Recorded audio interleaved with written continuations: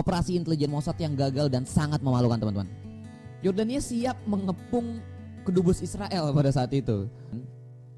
Nah, akhirnya dilema nih buat Israel gitu kan, maju kena, mundur kena.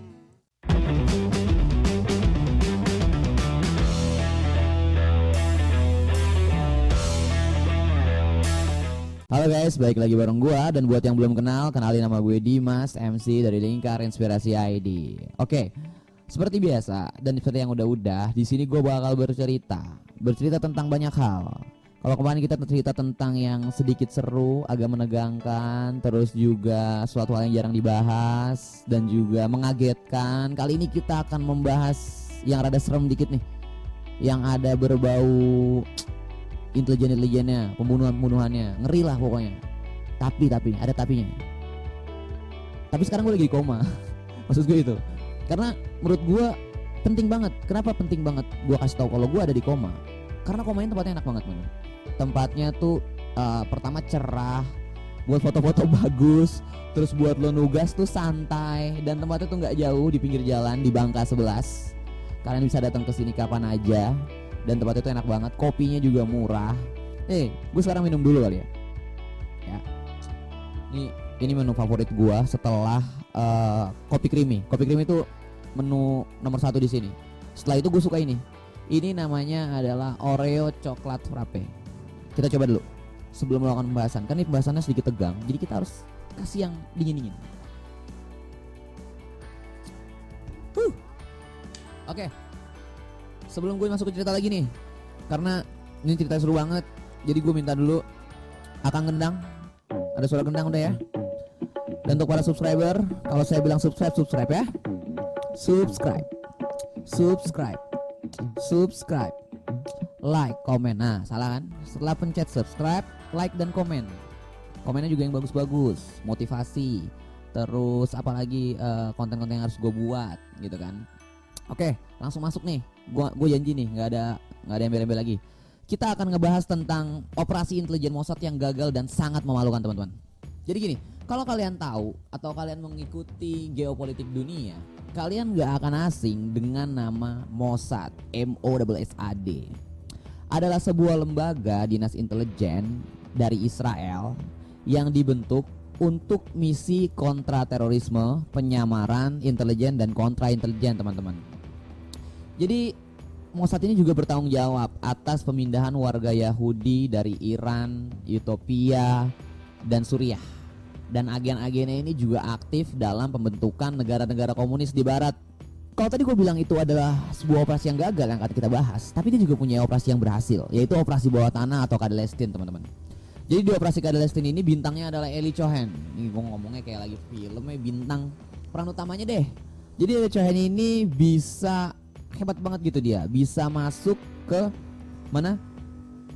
Ke lingkaran orang terdekat dari pemerintahan Suriah dan mencuri informasi yang sangat lengkap tentang militer, lalu tentang kekuatan di perbatasannya, karena waktu itu sedang merebutkan dataran tinggi Golan ya. Dan akhirnya karena si Eli Cohen ini, Israel menang dalam perang 6 hari, teman-teman. Itu adalah pukulan telak ya bagi bangsa Arab, miris banget. Lalu akhirnya si Eli Cohen ini ketangkep, teman-teman. Eli Cohen ketangkep dan dia digantung di Suriah. Tapi setelah dia digantung, dia mendapatkan pahlawan nasional di Israel. Oke, dibalik keberhasilan yang tadi gue sebutkan, ternyata dia gagal dalam plot pembunuhan Khalid Meshal pada tahun 1997 di Amman, Yordania. Siapa sih Khalid Meshal ini? Gue bakal bahas sedikit sekilas tentang Khalid Meshal ini ya, karena dia juga adalah peran utama di sini yang akan kita bahas. Karena ini pembunuhan dia. Khalid Meshal ini lahir 28 Mei tahun 1956. Dia juga adalah salah satu pendiri Hamas pada tahun 1987. Di Yordan, dia sebagai kepala biro pada tahun 1991. Dia juga adalah anggota dari Ikhwanul Muslimin. Lalu Khalid seorang sarjana dari ilmu sains fisika. Dia lulusan dari Universitas Qatar, teman-teman. Dan pada masa dia kuliah, dia adalah seorang aktivis mahasiswa pada tahun 1977 sebagai pemuda mahasiswa Palestina atau Persatuan Mahasiswa Palestina di Qatar pada saat itu. Nah, Pemimpin Hamas itu dia setelah Arantisi meninggal, teman-teman. Jadi Arantisi itu juga seorang pemimpin dari gerakan perlawanan Hamas ini. Dia meninggal ditembak oleh helikopter Apache. Dan kerennya, si Arantisi ini, gue bahas sedikit ya, tapi ini emang keren banget sih. Jadi gue bahas sedikit bahwa Arantisi ini pernah ngomong di media dan di depan seluruh media. Masih ada videonya kalau kalian cari. Bahwa dia ini bilang kalau dia disuruh milih antara mati karena penyakit jantung atau ditembak helikopter Apache, dia lebih memilih ditembak helikopter Apache. Dan ternyata benar kejadian, dia dibunuh oleh helikopter Apache. Oke, Khalid Meshaal ini juga mewakili Hamas di seluruh dunia. Dan sekilas tentang Hamas, pada tahun 1997 posisi Hamas itu belum terlalu kuat di Palestina, karena politik itu masih dikuasai oleh Fatah, yaitu ex-PLO ya. Dan Yasser Arafat itu pengaruhnya masih mengakar di dunia internasional dan di hati rakyat Palestina pada saat itu. Hamas hanya terkenal dengan aksi teror dan sporadisnya aja ke wilayah Israel, karena ini Hamas ini sedikit keras ya, masalah perlawanan tentang Israel. Mereka tidak mau ada kompromi, mereka tidak mau ada berjabat tangan, bahwa mereka menganggap bahwa Israel ini melakukan penjajahan dan Yahudisasi terhadap tanah Palestina. Oke, lalu Sheikh Yassin itu ditahan sebagai pemimpin ideologi Hamas pada saat itu, dan Khalid dituduh sebagai biang keladi dari pemboman di Tel Aviv, teman-teman. Maka dari itu Netanyahu yang bertindak sebagai PM pada saat itu ingin membalaskan dendamnya. Akhirnya dia mengontak Ian Tom, kepala dari Mossad. Lalu dengan cepat Ian Tom ini membuat plot untuk pembunuhan Khalid Meshaal, teman-teman. Dengan cepat mereka membuat plotnya. Tapi ada masalah. Kenapa masalah? Karena si Khalid ini tinggal di Yordania, sementara Israel dan Yordania 3 tahun sebelum dibuatnya plot ini telah menandatangani sebuah perjanjian damai dengan Raja Yordania. Waktu itu diinisiasi oleh Bill Clinton, lalu PM Israel saat itu Yitzhak Rabin dan Raja Hussein. Mereka menandatangani perjanjian perdamaian. Dan resikonya jika aksi atau operasi ini gagal, itu akan mencederai perdamaian dan kedaulatan Yordania yang pastinya ya. Karena artinya itu mengacak-ngacak lah. Oke, jadi karena si Yantom ini dia pengennya tidak meninggalkan jejak, akhirnya dia memilih racun sebagai media pembunuhannya. Akhirnya tanggal 25 September 1997 dieksekusilah Khalid Meshaal ini. Gue minum dulu, aus sumpah. Ini seru banget sih pembahasannya. Enak banget marah. Ini juga banyak cemilan. Cemilan gue lagi bikin belum datang. Oke. Akhirnya plotnya begini ceritanya. Ketika itu 2 agen intelijen Israel yang menyamar dengan paspor Kanada membuntuti mobil Khalid Meshaal yang berisi Khalid dan anak-anaknya. Ya. Ketika Khalid ingin menuju kantornya, dia mengikuti hingga ketika Khalid turun dari mobil. Ketika Khalid Meshaal turun dari mobil, 2 agen Yahudi itu, 2 agen Mossad itu langsung menyergap Khalid Meshaal dan terjadi pertikaian di situ ya. Karena si Khalid punya pengawal dan Khalid Meshaal juga lagi bawa anak-anaknya, jadi terjadi sebuah sedikit pertikaian. Lalu 2 agen Mossad ini kabur, melarikan diri dan sempat lolos. Dan Meshaal ternyata sudah disemprotkan sebuah racun di kupingnya. Dan setelah si Meshaal ini rapat selama 1 jam bersama anggotanya, dia merasa lemas. Efeknya baru terasa gitu setelah penyemprotan tadi gitu. Nah, sementara itu orang Mossad ini, agen Mossad ini telah kabur. Ternyata dia nggak lolos gitu aja. Ada 1 pengawal Khalid Meshaal yang udah nyatet nomor polisi dari 2 agen Mossad ini dan membututinya ternyata, teman-teman. Dan gue nggak tahu ini kesalahan atau gimana, atau merasa aman yang begitu cepat gitu kan. Jadi ketika sudah berjalan rada jauh dan 2 agen Mossad ini merasa aman, mereka turun dari mobilnya. Dan gak lama mereka turun, pengawal Khalid Meshaal ini terus buntutin dia dan akhirnya melakukan penyergapan. Karena dengan posisi yang tidak sebanding, akhirnya memancing perhatian warga teman-teman dan pihak keamanan di Yordania pada saat itu. Akhirnya dengan mudah dua agen Mossad ini ditangkap. Awalnya dia tidak mau ditangkap dan tidak mau ditahan karena mereka mengaku bahwa mereka adalah turis dari Kanada dan mereka mempunyai paspor gitu kan. Tapi pihak keamanan tidak percaya begitu aja karena pengawal Khalid Meshaal ada di situ yang melihat kejadian gitu kan. Dan gini, setelah beberapa jam kejadian itu, ternyata kondisi Khalid Meshaal itu sangat kritis, teman-teman. Akhirnya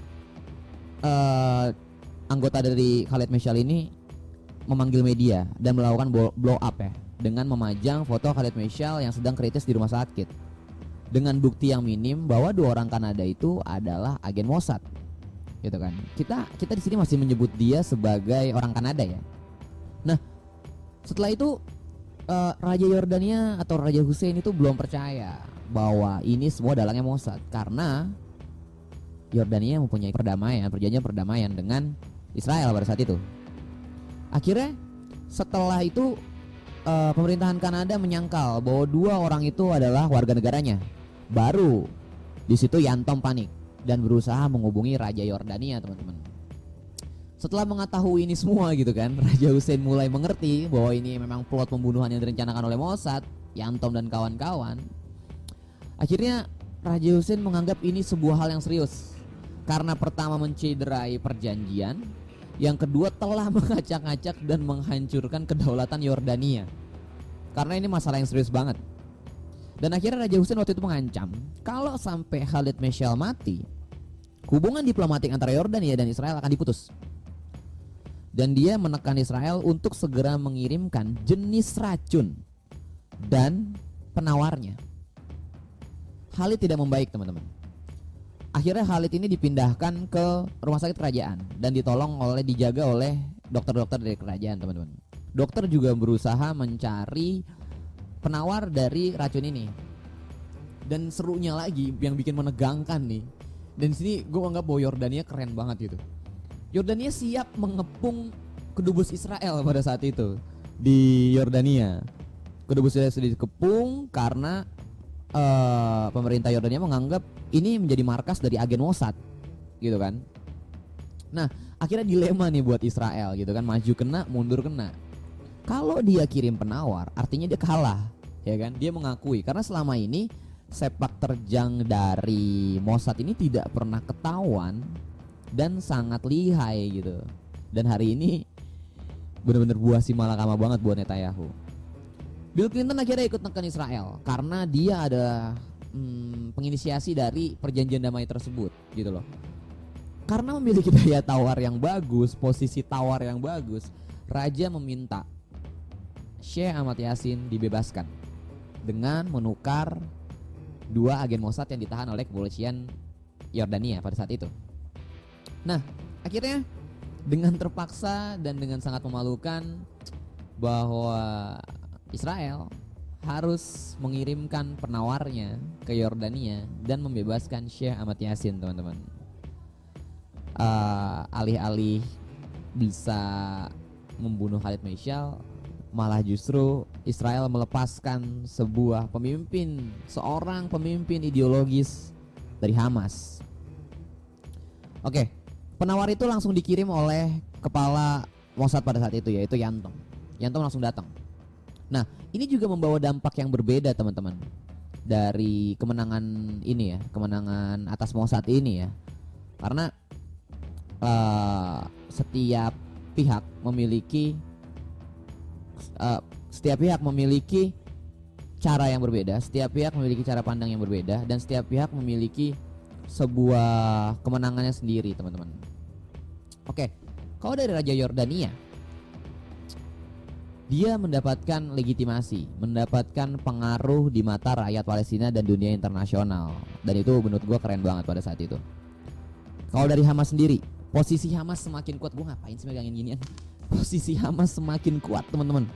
Kenapa gue bilang semakin kuat? Karena akhirnya dengan kejadian itu Hamas berhasil menguasai penuh Gaza. Kantong perlawanan Gaza berhasil dikuasai penuh oleh Hamas. Dan sedihnya lagi, pada tahun 2004 sebuah roket menghantam mobil dari Syekh Ahmad Yasin yang baru selesai pulang menunaikan sholat subuh, teman-teman. Nah, buat Netanyahu sendiri ada sebuah batu ganjalan ya, karena dia harus berhadapan dengan pemilu pada saat itu dan itu sangat berat. Dan menurut Yantom, kita bahas lagi kasusnya nih. Menurut Yantom, kegagalan ini bukan di perencanaannya, tapi lebih ke eksekusinya. Seperti waktu itu Stauffenberg ya gagal membunuh Hitler hanya karena ruangan rapatnya itu dipindah. Akhirnya ledakan yang terjadi itu hanya sekedar melukai Hitler aja. Dan operasi Valkyrie berantakan pada saat itu karena Hitler tidak terbunuh. Sama seperti apa yang terjadi dengan Khalid di sini. Ya, akhirnya Khalid semakin hari semakin kuat posisinya dan Hamas semakin hari semakin kuat posisinya. Dan akhirnya gini, setelah Hamas semakin kuat, tindakan-tindakan sporadis dan tindakan-tindakan bom bunuh diri yang dilakukan Hamas itu lama-lama berkurang. Karena alasan mereka melakukan aksi teror, alasan mereka melakukan bom bunuh diri, karena pada saat itu Hamas tidak mempunyai persenjataan yang cukup untuk melakukan penyerangan, untuk melakukan penyerangan tanpa bom bunuh diri. Tapi sekarang kalau kita lihat persenjataan Hamas, kita lihat kekuatan Hamas, mereka lebih memilih menerbangkan roket M75-nya dari Gaza. Dan itu bahkan ada yang sampai ke Tel Aviv, teman-teman. Mungkin itu dulu pembahasan yang gue kasih ke kalian hari ini. Ya, setidaknya kita telah melakukan literasi hari ini. Karena literasi itu bukan hanya membaca, tapi literasi itu juga menyampaikan apa yang sudah dibaca, teman-teman. Dan kita juga membantu mencerdaskan kehidupan bangsa. Artinya kita itu membantu menjalankan amanah konstitusi. Nah, jadi politis banget omongan gue. Oke. Jadi itu aja yang gue sampein. Gue minta lagi sekali lagi untuk like, comment, subscribe, dan komen kira-kira konten apa lagi yang harus gue bawain. Kayaknya intelijen gini seru ya, karena ada ceritanya dan nggak hanya sedikit ilmu yang kita dapat. Karena pertama kita dapat profil orang-orangnya, kita juga dapat sejarahnya, dan kita juga dapat apa ya istilahnya tuh ibroh lah, anjrit bahasa gue ibroh lagi, ibroh gitu, kayak hikmah dari apa yang terjadi dalam kejadian itu. Sekian dari gue Dimas MC. Jangan lupa follow Lingkar Inspirasi ID, terus juga koma.in. Ini gue minum lagi, sumpah enak buat ngobong. Sama Instagram gue jangan lupa. Gue ngelupa Instagram gue sih, Dimas MC. Nggak ada lagi yang punya nama itu. Oke? See you.